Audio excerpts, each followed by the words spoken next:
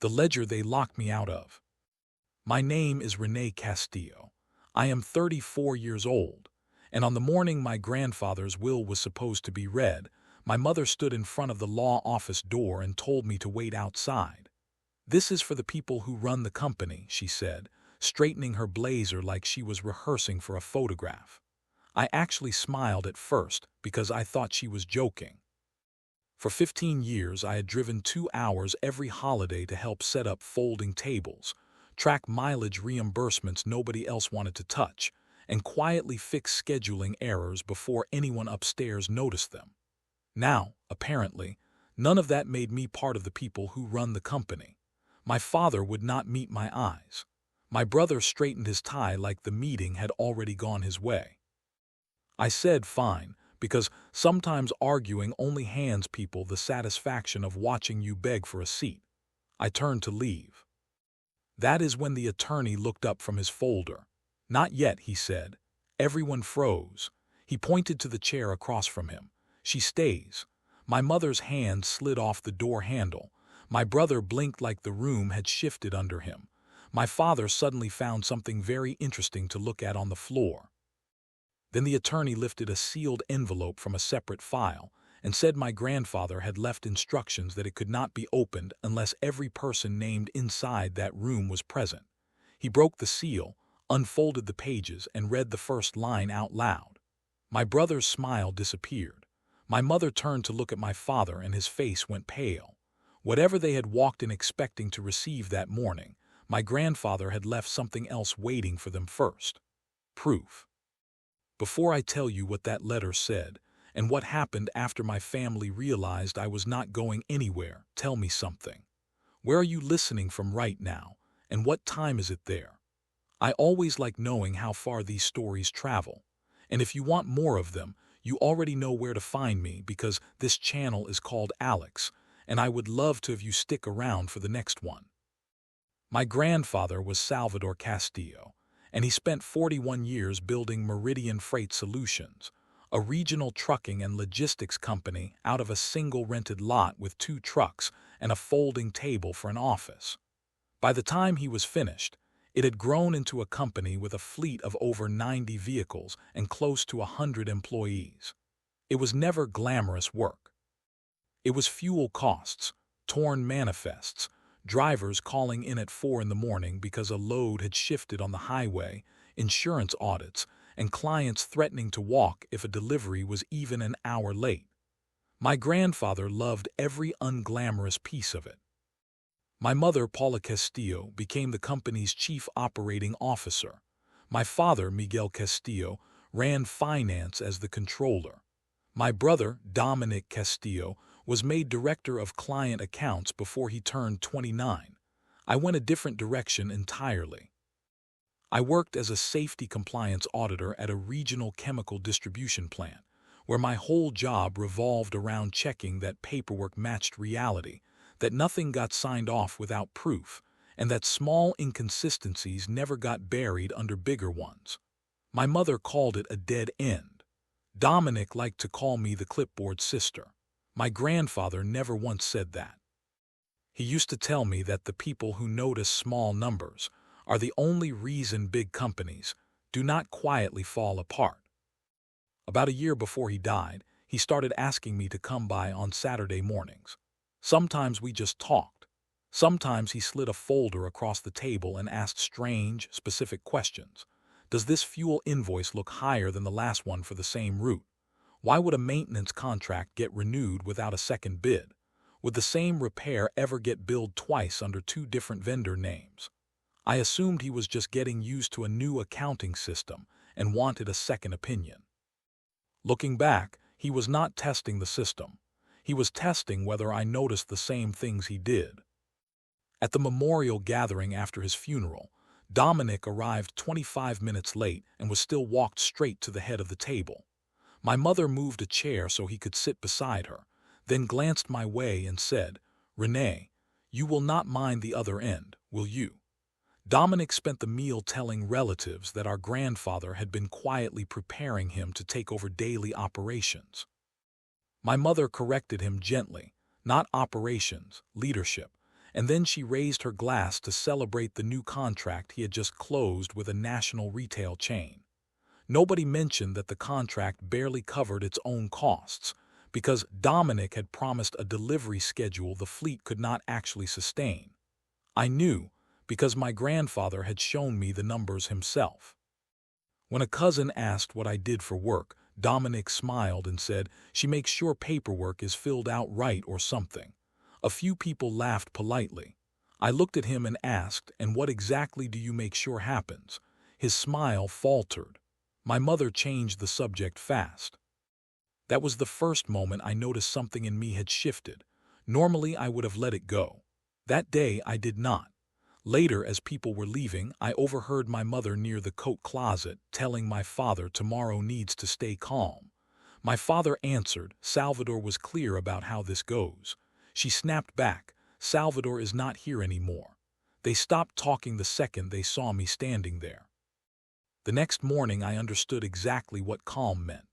My mother had decided the simplest way to manage my grandfather's final wishes was to manage who was in the room to hear them.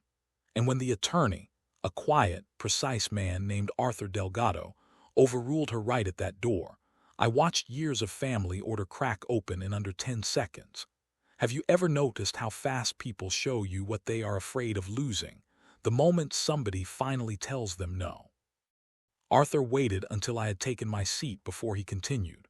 Only then did I learn my presence had never been optional in the first place. My grandfather's instructions stated plainly that the terms of his estate could not be discussed unless Paula, Miguel, Dominic, and Renee Castillo were all physically present, or had formally waived their right to attend. My mother interrupted immediately. "That is absurd," she said. "Renee has nothing to do with running this company." Arthur looked at her over the top of his glasses. "Mrs. Castillo, your father anticipated that exact objection." Dominic laughed under his breath. "Of course he did." Arthur ignored him and opened the letter. My grandfather's opening line was not sentimental at all. It read, "If Renee is sitting in this room only because Arthur insisted." Then Paula has just confirmed one of the reasons I wrote this letter in the first place. Nobody moved. I almost forgot to breathe. Arthur kept reading. My grandfather wrote that for years he had watched my mother decide whose voice counted, watched Dominic take credit that was never fully his, and watched my father keep the peace by never once pushing back against either of them. Then the letter got specific. It named a maintenance vendor called Redline Fleet Services that had never gone through competitive bidding. It listed 4 fuel invoices that were billed twice under slightly different account codes. It described a consulting fee paid out months after my grandfather had explicitly frozen all outside consulting spending. And it named 11 approvals carrying my father's digital signature that he almost certainly had never actually reviewed. Dominic leaned forward. "What exactly is this?" Arthur kept going. My grandfather explained that 6 months before he died, he had quietly hired an independent forensic accounting firm without telling a single member of the family. My mother's expression changed instantly, not into grief but into calculation. She asked which firm. Arthur said that information was in the supporting documents. She turned to my father. "Did you know about this?" He shook his head too fast. Dominic said, "This is ridiculous." Grandpa was not thinking clearly at the end. Arthur stopped reading and looked directly at him. "Mr. Castillo, I would advise against characterizing the testator's mental state unless you intend to formally contest this will, because his estate file includes 2 separate competency evaluations completed the same week this letter was signed." Dominic sat back with nothing left to say. Letter continued. Redline Fleet Services, the vendor Dominic had personally championed for 3 years, was registered to an LLC whose managing member was a close friend of his from college. Over 18 months, Meridian had paid Redline just over $211,000. The forensic auditors could not verify roughly $130,000 of that in any actual completed work. Dominic's voice cracked when he said, "That does not mean I took anything." "Nobody said you did," I answered. "Not yet." He turned toward me with the exact look he used to give me as kids when I refused to laugh at one of his jokes. You think you understand this business because Grandpa showed you a few spreadsheets. That was the moment I finally understood why he had shown them to me. He was never teaching me the business. He was making sure someone outside the chain of command already knew the numbers did not add up. Arthur turned to the next page. My grandfather wrote that he had confronted my mother about it 5 months earlier.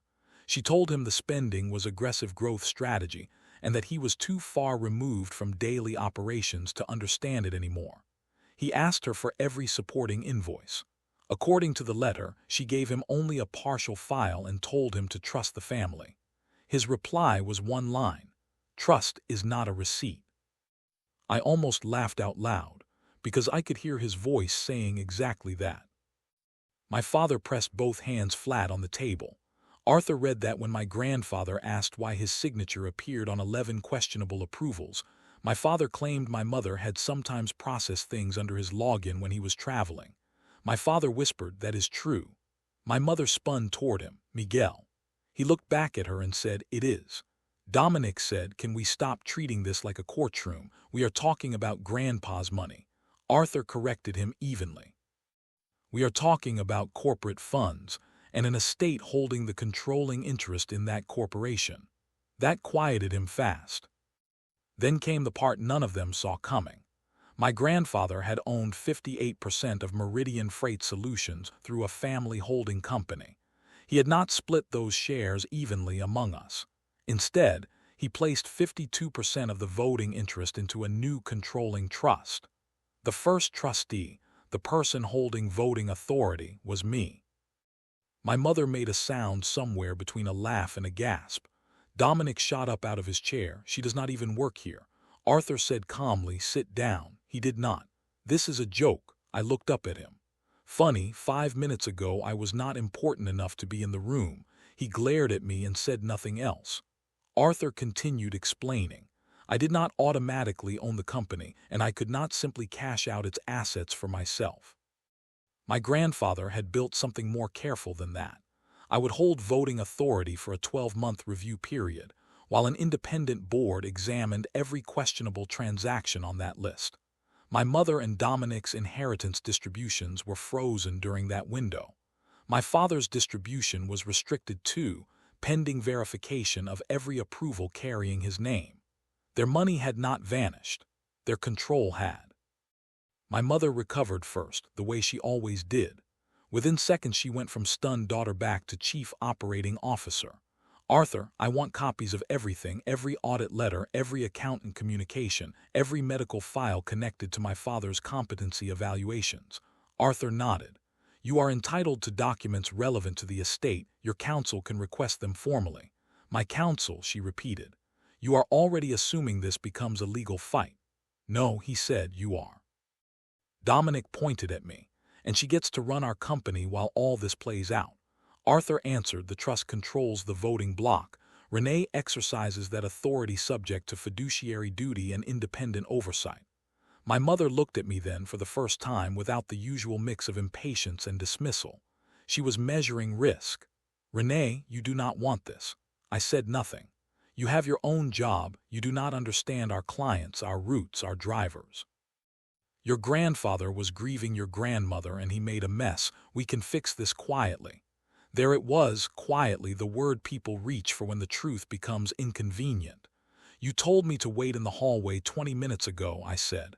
"Why would I trust you to fix anything quietly?" Her jaw tightened. "Because I am your mother." That did not make me family at that door. 2 mornings later, my mother showed up at my apartment without calling first, holding a folder like the will reading had just been a temporary misunderstanding. "I have a solution," she said. Inside was a proposed agreement. I would resign as trustee. In exchange, she and my father would personally pay me $200,000 once probate closed, and Dominic would guarantee me a small, non-voting stake in the company. I looked at the papers. "You are trying to buy Grandpa's decision back from me." She lowered her voice. "I am trying to protect 90 employees from chaos." "Then why is this payment coming from you and not the company?" She paused. "Because this is family. I laughed quietly this time. Interesting how fast I became family again once Arthur told everyone I held the votes. Her face hardened. Do not get arrogant. Your grandfather gave you temporary authority, not competence. That one landed differently than she expected, because years earlier I would have tried to argue my way out of that sentence. Instead, I just slid the folder back across the table. Then you should have nothing to worry about once the review is finished.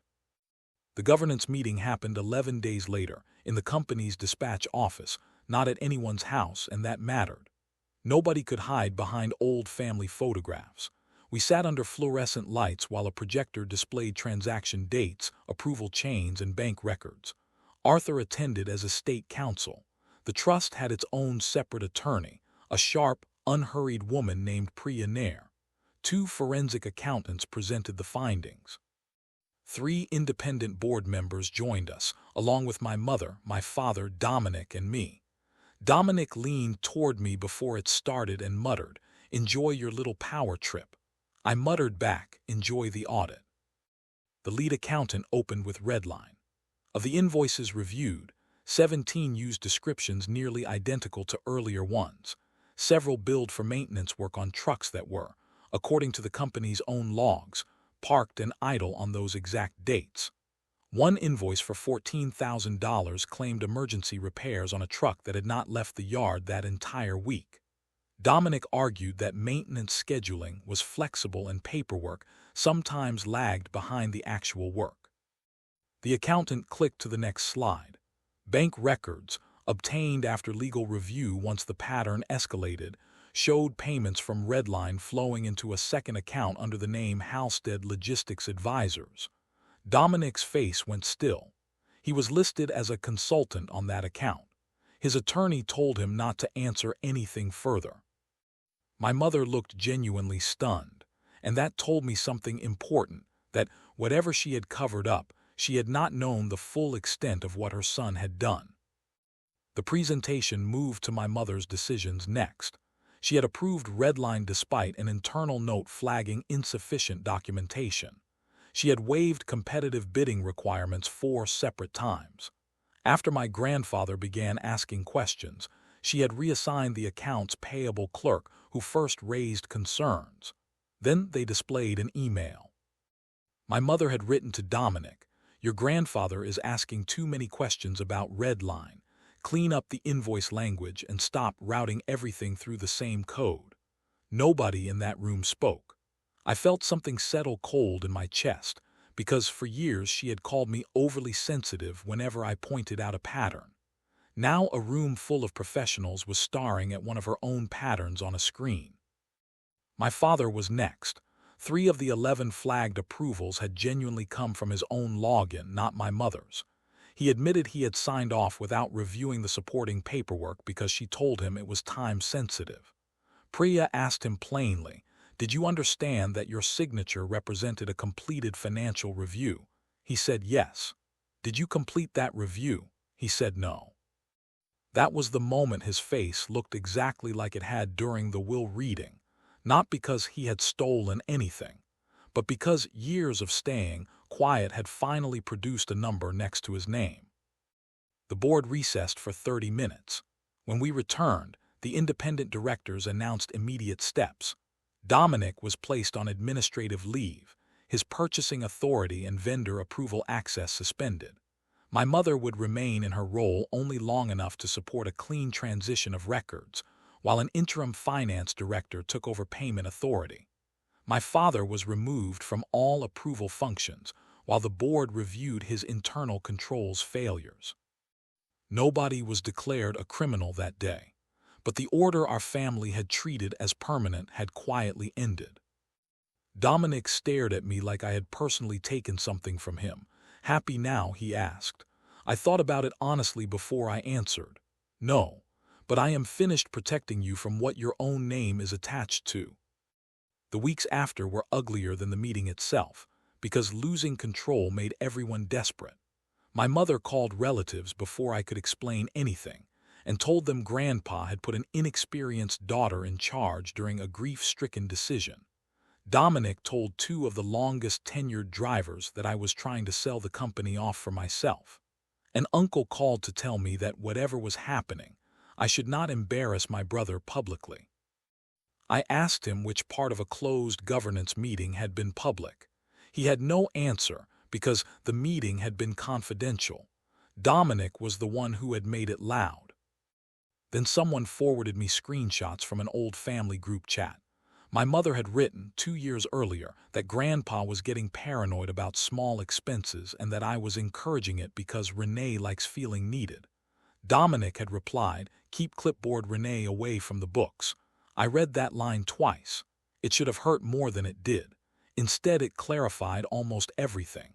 They had not simply overlooked me for years. Every time I became useful outside the small role they had assigned me, they mocked the usefulness until I stopped offering it. My grandfather had noticed that pattern long before I ever did. I sent the screenshots to Trust Counsel, since one of them directly referenced company decisions. I did not send them to relatives, and I did not post them anywhere. I was not going to become careless just because everyone around me had. The audit eventually confirmed just over $104,000 in payments that had directly benefited Dominic through Halstead Logistics Advisors without any disclosed conflict of interest. The board also documented $52,000 in spending my mother had authorized outside standard policy, though the review found none of it had gone to her personally. Her failure was different, concealment, and quietly steering scrutiny away from her son. My father's failure was classified as governance negligence rather than personal gain. My grandfather's estate plan treated all three of them differently because of it. Dominic's inheritance would be reduced by whatever he failed to repay directly. My mother's unrestricted share depended on formally settling the governance findings and permanently stepping back from executive authority. My father could receive most of his share once he signed the corrective findings and gave up financial approval rights for good. My trustee authority would remain intact through the full 12 months no matter what any of them decided to do. Dominic rejected the first settlement offer outright. His attorney threatened to challenge the trust as the product of undue influence. I almost respected the boldness of that, considering I had not even known the trust existed until the day it was read aloud. The competency evaluations and months of documented correspondence made the claim weak from the start, but a drawn-out fight could still have cost everyone time and money they did not have. My mother came to see me one more time, and this time she brought no folder, only anger. "In this," she said, "I'm not the one auditing anyone," I told her. "I control the votes, not the transactions." My father, standing quietly beside her, finally spoke. "Diane, she is right." My mother turned on him. "Do not." "No," he said. "I should have said that years ago." Every time she was dismissed, I stayed quiet and told myself it kept the family together. It did not. It just meant I was never the one being targeted. My mother asked coldly, "So now I am the villain?" My father shook his head. "No, this is exactly what you always do. You turn accountability into an attack." I had never once heard him speak to her like that. 2 days later, my father signed the corrective findings, resigned as controller, and accepted a limited advisory role before retirement. My mother negotiated separately, resigning her position, cooperating with the remainder of the audit, and accepting the estate restrictions. Her settlement did not call her a thief, because the evidence never showed personal enrichment. It documented exactly what it did show, that she had shielded her son and interfered with the review meant to catch him. Dominic held out longest. Then Halstead's owner agreed to cooperate with the company in exchange for resolving civil claims, and within 48 hours Dominic's attorney was suddenly interested in reopening settlement talks. People imagine revenge as some perfect closing argument that makes a person collapse in front of a crowd. Mine was quieter than that. I simply stopped protecting him from paperwork that already had his own name printed on it. His final settlement was signed almost 5 months after our grandfather died. He repaid $93,000 through a mix of personal funds and a reduced estate distribution, resigned from the company entirely, and agreed never to publicly represent himself as speaking for Meridian again. The company did not fall apart without him, which turned out to be the most damaging fact of all to the story he had always told about himself. 2 account managers absorbed his clients within weeks. The board hired an outside chief financial officer with no family ties. Procurement rules were rebuilt from the ground up. 6 months later, margins had actually improved because the company had finally stopped approving spending nobody had bothered to question. My mother hated hearing that part most of all. For years she had insisted the business only ran smoothly because certain people were trusted without question. It turned out the opposite was true the whole time. She and my father stayed married, but something between them shifted permanently. He stopped smoothing over every disagreement for her. She quietly stepped back from 2 community boards where she had enjoyed being seen as our grandfather's flawless successor. Nobody made her leave those seats. She simply stopped wanting to be in rooms where someone might ask why she no longer worked at the company that carried her father's name. Dominic took a sales position with a competitor 2 states away. We never reconciled. He sent me one message after his settlement closed. Hope it was worth breaking the family apart. I looked at it for a long time before I answered. I did not create the invoices, Dominic. He never responded. I did not inherit my grandfather's office because he never intended for me to have it. When the 12-month review period ended, I remained the trustee on paper, but daily operations stayed with the professionals the board had brought in. I kept my job at the chemical plant the entire time. That confused my mother more than anything else in this whole story. She had always assumed authority only mattered if you used it to become someone important. My grandfather understood me far better than that. I never wanted a title. I wanted decisions that could survive someone actually checking them. The company later created an employee seat on its governance committee, built an anonymous reporting line that actually got used, and required independent review on every vendor contract going forward. Those changes mattered more to me than my name ever would have on a door. On the first anniversary of my grandfather's death, Arthur handed me one last envelope, one he had been instructed to hold until the review officially closed. Inside was a single page in his handwriting.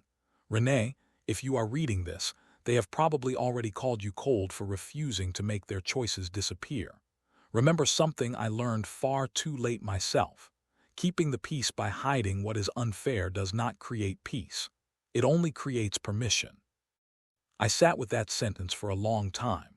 For most of my life, I believed silence made me the reasonable one.